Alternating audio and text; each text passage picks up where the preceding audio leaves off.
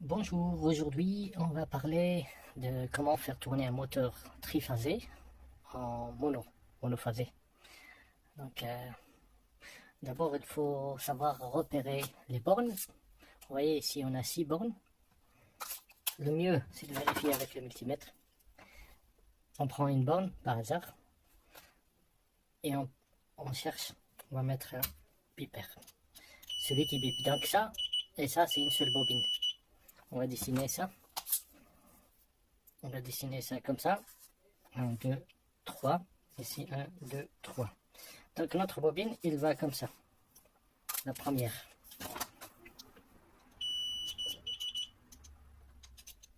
Donc celle-là, elle bip avec ça. Ça, c'est la deuxième. Et la troisième, ça va être de là jusque là. On va voir ça maintenant.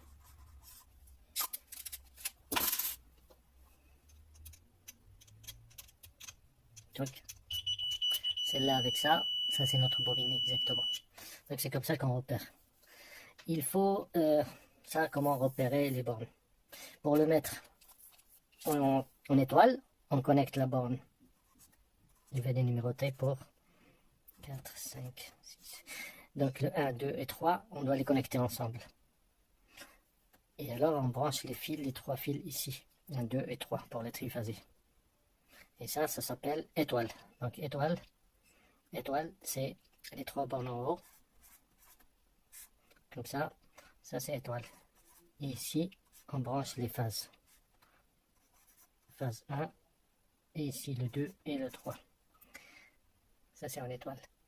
En triangle, on fait comme ça. On branche ça avec ça, ça avec ça, ça avec ça. Donc si on branche ça avec ça et ça avec ça, ça donne un sorte de triangle comme ça. On est branché ici, là et là. Et ça c'est les résistances. Les 3 résistances qu'on a ici. Et pour l'étoile, c'est comme ça et comme ça. Résistance. Donc ici phase 1, 2 et 3. Ici phase 1, 2 et 3. Donc c'est comme ça, triangle. Et comme ça, étoile. Pourquoi on parle de ça? Parce que justement, si on veut faire tourner notre moteur en monophasé, on est obligé de le câbler en triangle. En triangle, donc comme ça. C'est-à-dire on doit mettre les barrettes comme ça. Voilà, ça c'est pour commencer. Donc on a les barrettes ici, on va les placer une ici, une là, et une là. On a 3 barrettes. Maintenant on veut passer en monophasé, ça veut dire qu'on va utiliser que 2 fils, pas 3. C'est plus 3 comme ça, mais 2 seulement.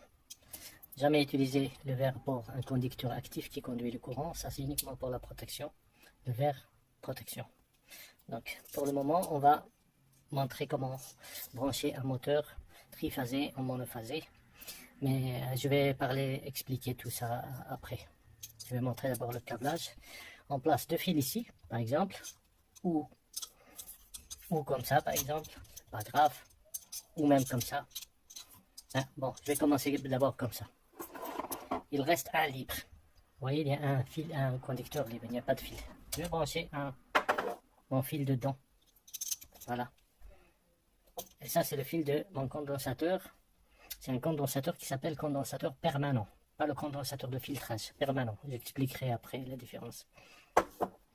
Ensuite, le deuxième fil de mon condensateur. Vous voyez, il y a 2 fils. Le deuxième, je vais le brancher soit ici ou soit là. Voilà. Je vais le brancher comme ça ici. Et je mets mes écrous pour serrer. Je bloque ça. Hop, 3 écrous et je serre. Il ne faut pas oublier non plus, la terre.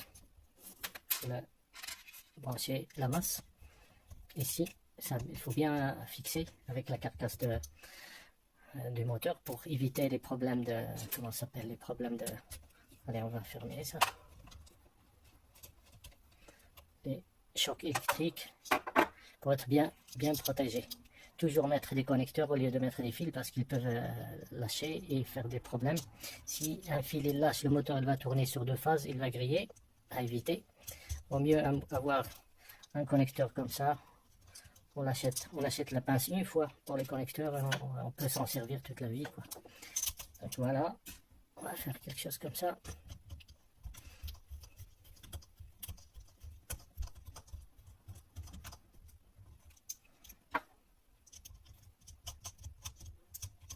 Donc voilà, comme ça. Ça c'est le câblage d'un moteur triphasé juste avec 2 fils, ça et ça, monophasé.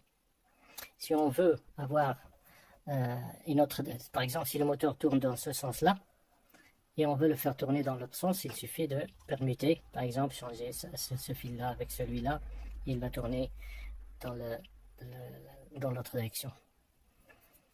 Qu'est-ce que j'allais dire? Ouais, ça c'est un moteur, un petit moteur. C'est un, je dirais 600 peut-être.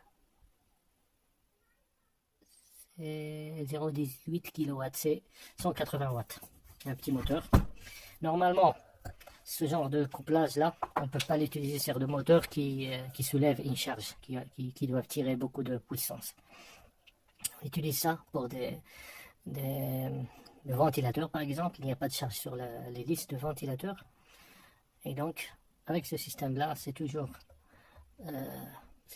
bien. On perd environ 25% de la puissance du moteur, mais il fonctionne très bien avec ce système-là. Normalement,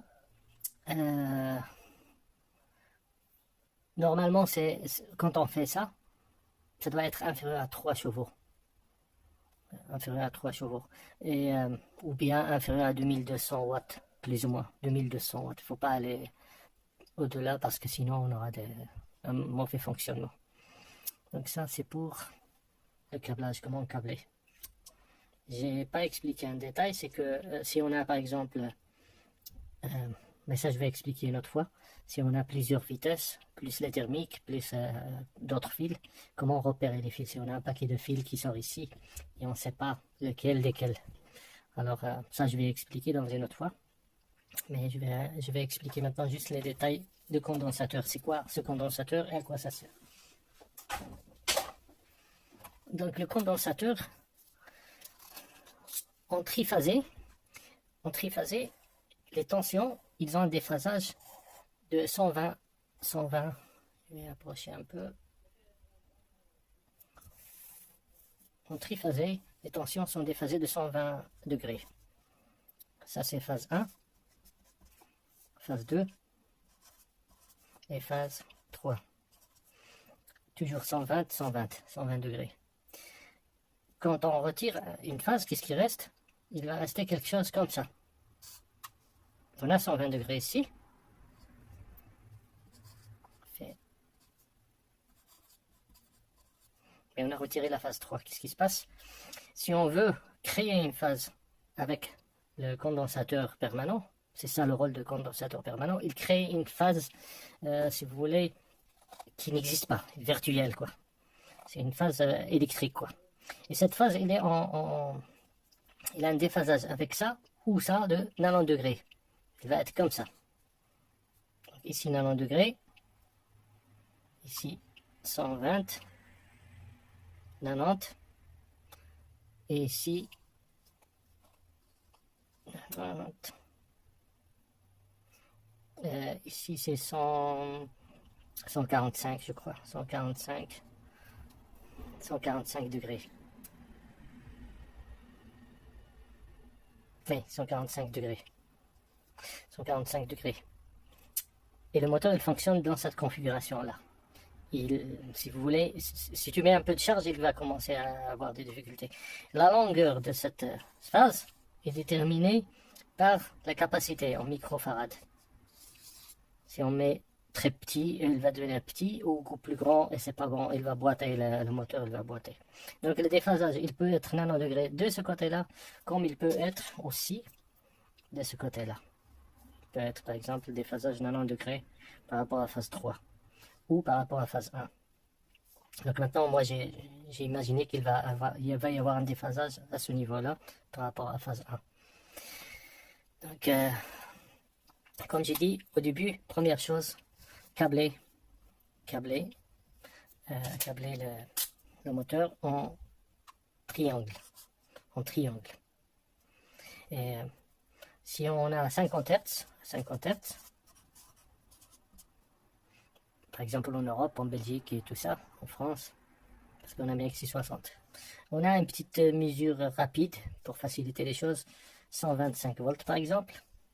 On met 200 microfarads par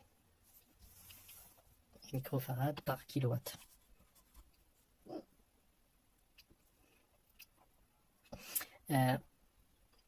Ensuite, pour le 220 volts, on met 70 microfarads par kilowatt.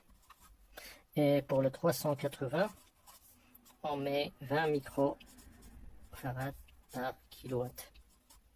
Attention, les condensateurs, ils doivent avoir une tension supérieure à 450 volts. Donc, attention, ici, je vais dire attention, la tension du conduit doit être supérieur à 450 volts. Ça, c'est important. Donc, par exemple, on va donner un exemple pour un moteur de 2000 watts.